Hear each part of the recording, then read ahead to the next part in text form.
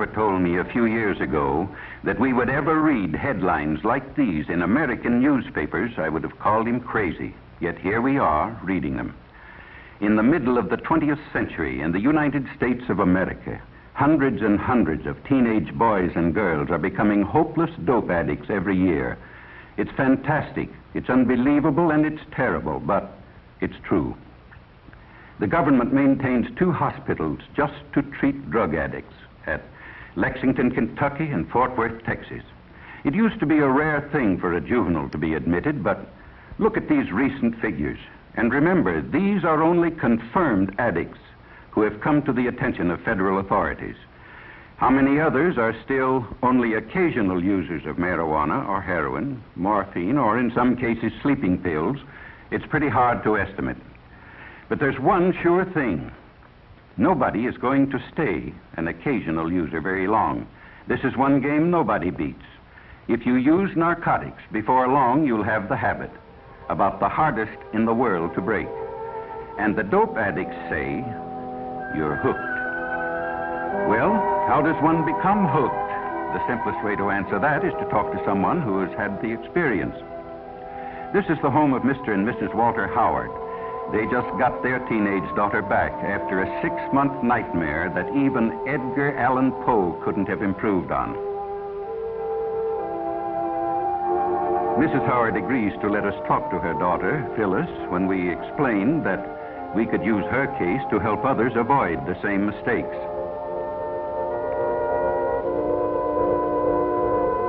This is Phyllis as she looked 6 months ago, a senior in high school, pretty as a picture. Just recently, she was released from the narcotic ward of the county jail in the custody of her parents. It's hard to believe that this girl is the same as the one in the picture, but it doesn't take long for the drug habit to make anyone over.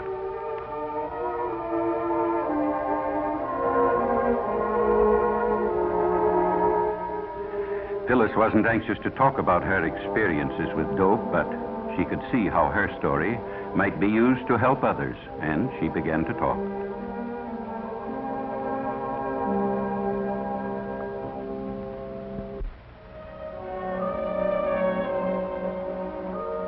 I guess I knew about reefers, that's marijuana, ever since junior high. Some of the boys smoked them, the ones who couldn't get along, who were afraid of everything. You know, the ones with no backbone.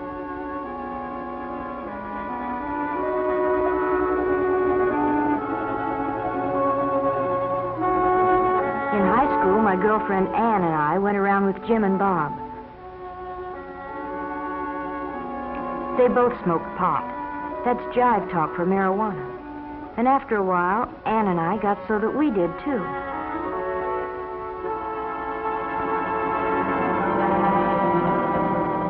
It's funny what it does to you. Everything speeds up to 100 miles an hour. You think you're real sharp and you laugh a lot. You feel like you're the biggest person in the world.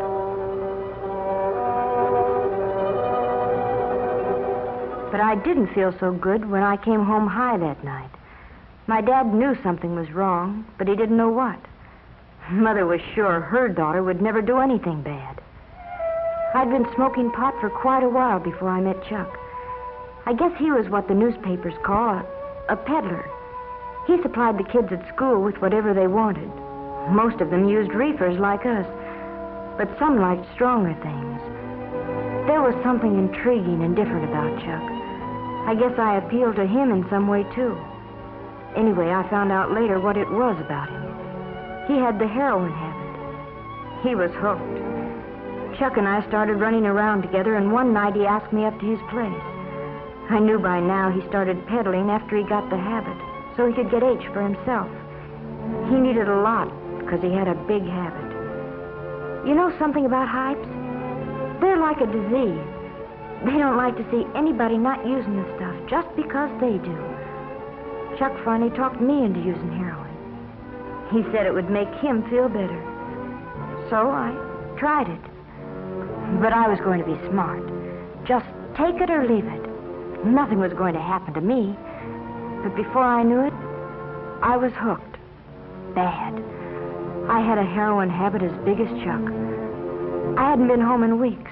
Oh, Chuck and I were married, but it didn't matter very much. Nothing does. Not when you're on H. All you think about day and night is dope. How much you've got, where to get more, what you'll do if you can't get it.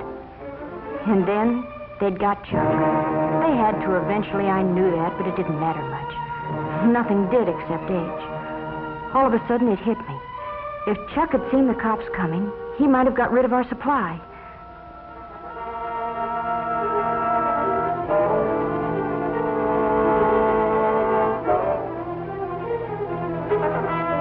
That's what happened.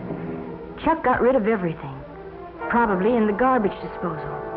Oh, that's a favorite trick of Hype's when they're going to be arrested. But it left me in an awful spot. I needed a fix bad. So bad I didn't care whether I lived or died. And I didn't know whether I'd ever get another cap.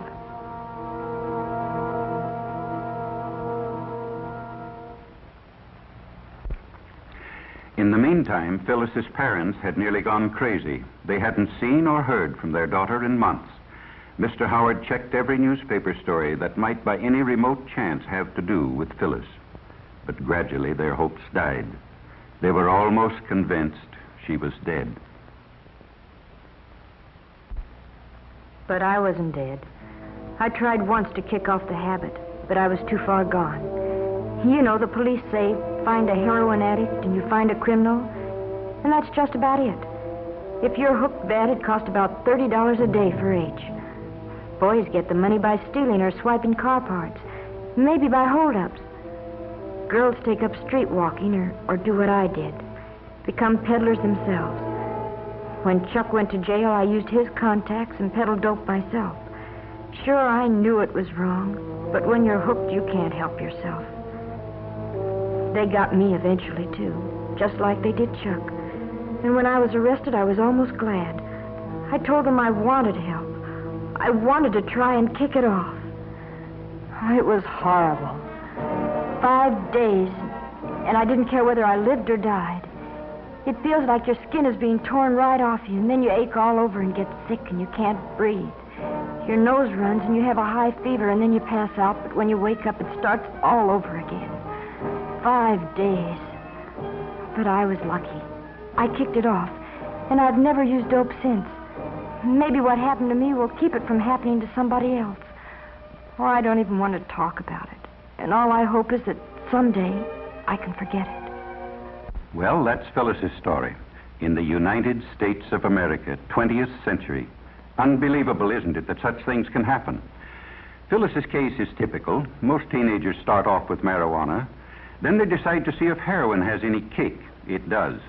Sometimes it only takes a few days to find out they can't leave it alone. In order to get money to buy it, they turn to crime.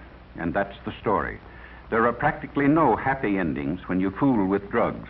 Doctors say restoring an addict to normal life is about the toughest thing in medicine. Well, what's the answer? Enforcement? Yes, that's one of them, certainly. In the Far East a few years back, they were lining up dope peddlers and shooting them in the back of the head. But it didn't stop addiction. It just made it harder for victims to get the stuff. No, the answer is a simple one. Just use your head. Leave narcotics absolutely alone. Remember what happened to Phyllis and others like her. Talk it over with your parents or school counselor, somebody you have confidence in. Some say the Reds are promoting dope traffic in the United States to undermine national morale. They did it in China a few years back. It's certainly true that the increased use of narcotics plays right into their hands. But why not show everybody, including ourselves, that young American men and women have too much intelligence to make such a stupid, ghastly, tragic mistake? Let's make tomorrow's headlines read like this.